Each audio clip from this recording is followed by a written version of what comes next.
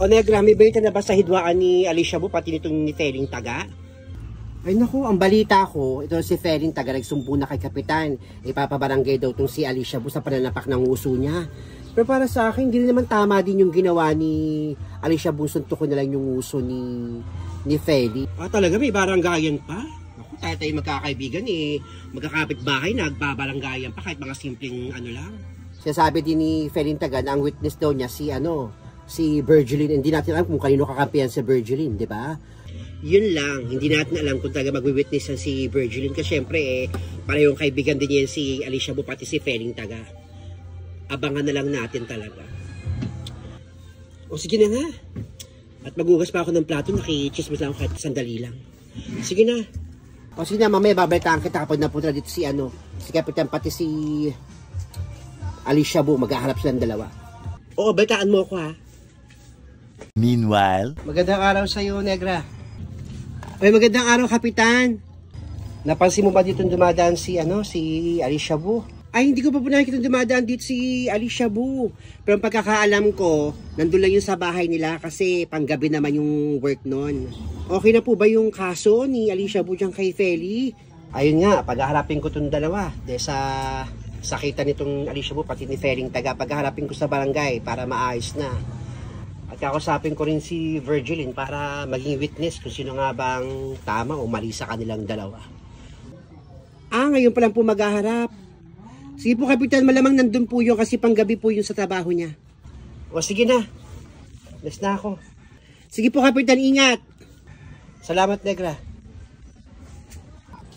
Ay, naku. Tayo magkakapit bahay, nag-aaway-aaway. Sana maayos na yung hidwaan ng dalawa ni Alicia Bo tsaka ni Feling Taga. Ang bongga taga ng hulat ni Kamuni. Talagang nangyayari. Pero minsan hindi ako kaniwala sa hulat ni Kamuni. Pero ito parang ilang beses na nangyayari at nagiging totoo yung mga hula niya. A few moments later. Basta ako sa inyong dalawa, Alicia Bo, wala akong kinakampihan sa inyong dalawa ni Feling Taga. Gusto ko maayos yung problemang to. Ha? Opo, Kapitan. Kung may pagkakamali ka, maging totoo ka sa sarili mo. Kung may pagkakamali si Feli, kailangan maging totoo din siya sa sarili niya. Kahit tayo magkakapit bahay rito, tayo ang nasa isang pamayanan, sa isang community, nag-aaway-aaway pa tayo. Kaya ako magagawa ng paraan, na mapag-ayos kayo. Hindi ito mamaya, lumaki pa ito, mga asawa niyong siya mag-away, magsuguran, magkaroon ng sakitan. Mas maganda dito pa lang, maging okay na ang lahat. Opo, sana po maayos na agad dito pa lang.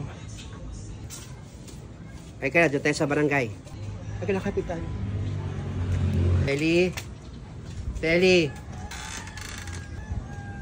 Magandang araw sa iyo, Feli. Magandang araw, Kapitan. Ito, pinatawag ko na si Alicia Bo para mag-usap na kayong dalawa.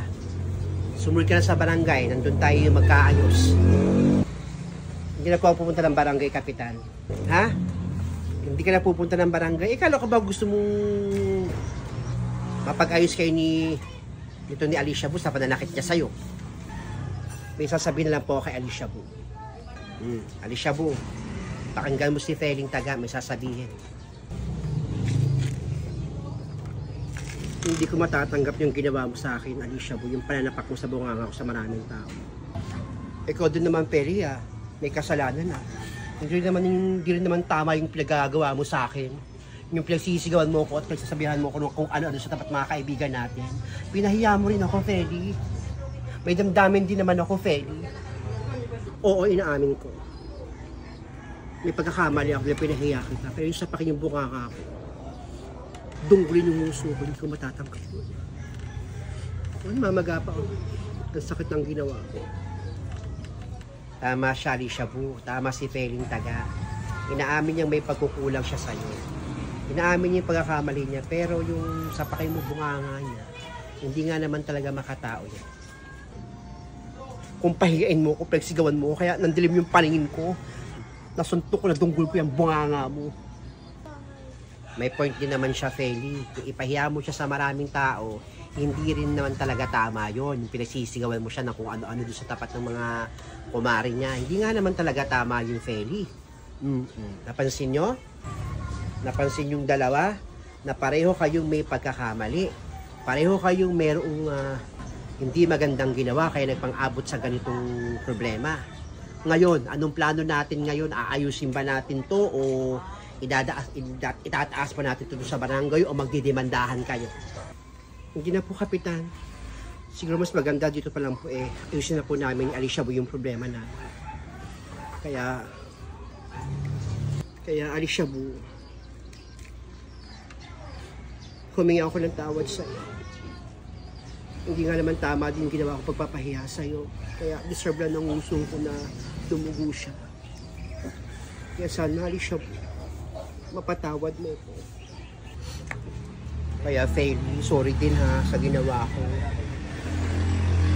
Pasensya na. Hindi na maulit. Tama nga si Kapitan. Tayo nga dito magkakapit-bahay tapos tayo pinagbabangayan. Kaya dapat okay lang. Kaya dapat okay na tayo dalawa. Yan, tama yan.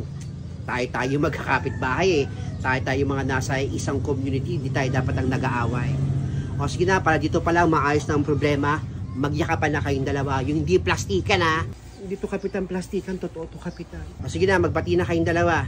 Pasensya ka na.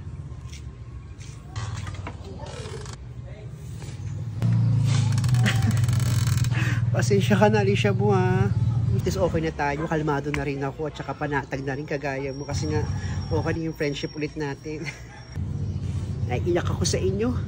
Yung gusto ko sana na dito sa community pa lang maayos na itong samahan natin. Sige na. Salamat Alicia Bu sa oras, pati Feling Taga, salamat sa inyo. Kung may problema kayo, punta lang kayo sa barangay. Ha? Kapitan, naiyak pa. At least okay na, panatag na yung damdamin ko.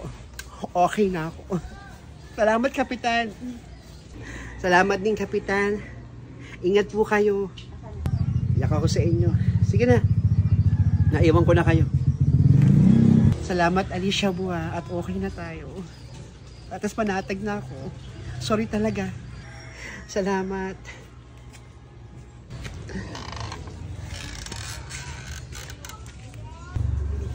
A few moments later. Hoy, Virgin, ka. O, Negra. Anong balita? Sa kaso ni Alicia Bua pati ni Feli Taga. Ay, ba't di mo ba alam? Dito nagkaayos sa tapat ng bahay ni Feli, ah. Ah, okay na? Talaga? Nag-witness ka? Ay, hindi na ako nag-witness. Pareho kong kaibigan yung dalawa, kaya ayoko makailam sa kanilang dalawa. Nakakatuwa nga at naiyak pa si Kapitan, ha. Kahit sa akin ni Alicia Bua. Buti nga, nagkaayos na yung dalawa. Kasi napunta pa ako ng punta pa ako ng palengke, bibili ako ng tampalpukin isda. Sige, isda ako. O sige na, ingat! At least okay na silang dalawa.